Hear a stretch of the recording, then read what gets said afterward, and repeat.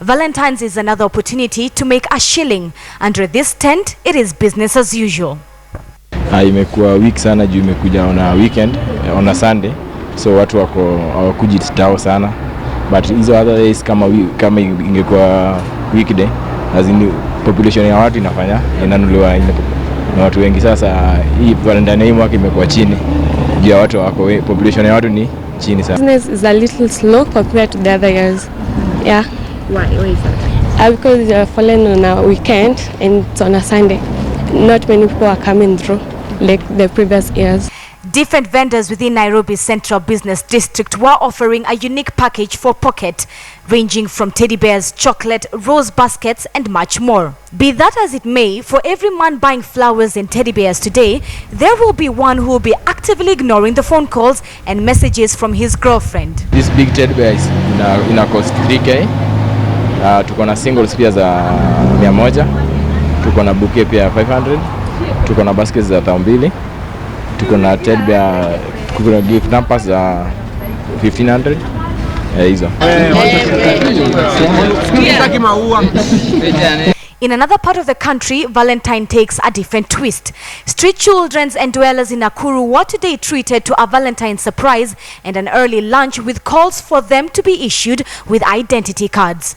The street kids who got a visit from the town's political leaders led by MCA Rosemary Okemwa said that hundreds of them had attained the age of 18 and therefore should be issued with a vital document. Nimesema mniletee list ya wale watu wanasema hawana details kwenye walizaliwa nini na wanataka kuchukua ID. Mimi mwenyewe nitafuatilia mpaka nione mmepata kitambulisho na mmejiandikisha kama wapiga kura.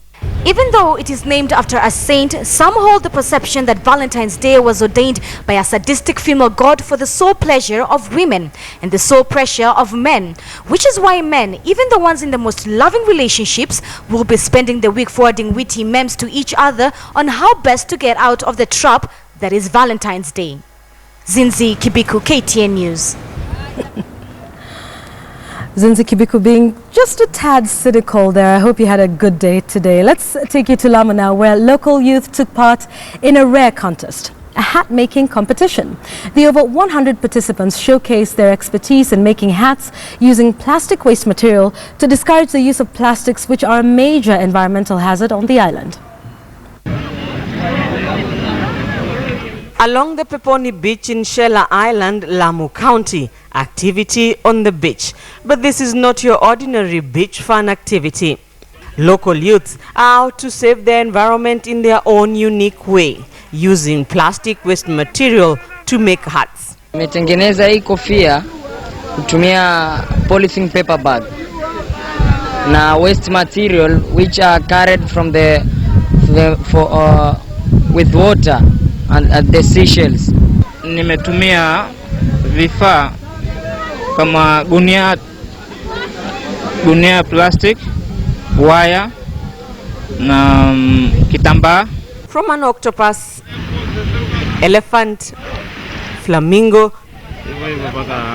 to a dolphin, the hats took different shapes and characters. Katika kuhifadhi mazingira, takataka nyingi ambazo zinakuwa labda haziwezi kuchomwa, mambo kama hiyo tuna recycle kutengeneza kitu ambao kinaweza kuwa ni maridadi na kupelekwa kwenye show. The participants have received training on marine life conservation and the effects of degradation of the sea environment caused by dumping of plastic waste. I am very concerned about plastic waste. It does not only spoil our environment, it's also a danger to our donkeys. A number of donkeys have died because of consuming plastics. The Lamu governor wants to take the battle against plastic waste to another level. So as a county we are mooting and we are going to come up with a law that will bar plastic bags on Lamu Island. We start with Lamu Island before we roll it over through the whole county. Other places, other islands like Madagascar, they impose laws. When you come in, they check your bag. Every plastic that is in your bag, when you leave, you have to check out with it. Plastic waste poses one of the biggest threats to marine life. through direct ingestion, entanglement, and exposure to chemicals contained in plastics. Rita Tinina, KTN News.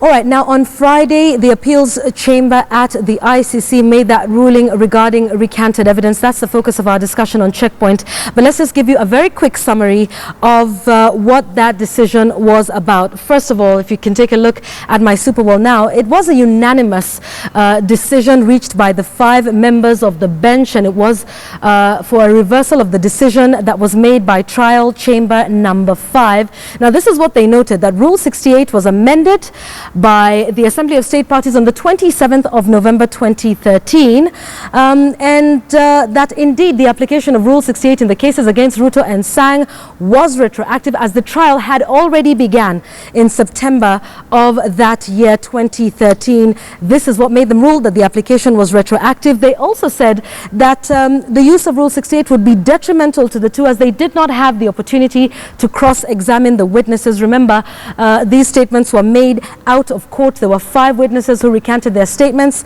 and a 6th one who chose not to take the stand. This, of course, is deemed to be a big blow for Fatu Bensouda, who had argued that if not allowed to use the evidence from the 5, that it would deprive her of critical evidence to enable her get a conviction. So what happens now? We will be discussing this on Checkpoint in just a moment. My guests are ready and they are here, so we're asking.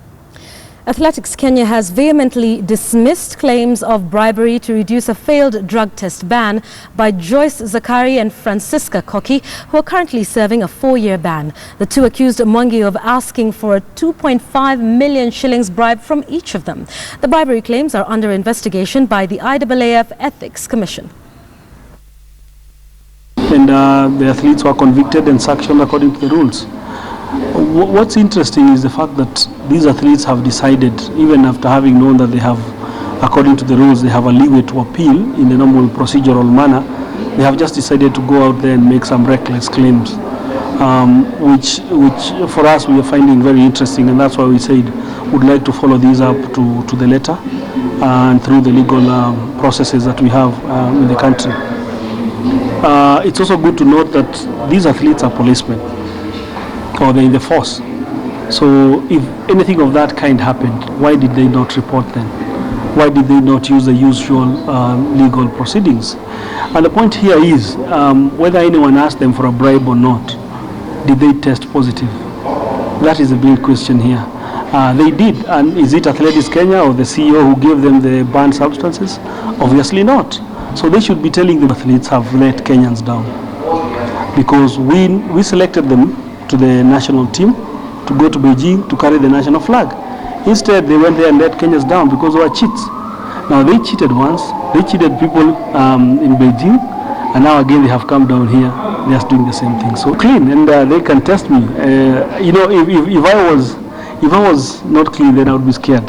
I'm not scared.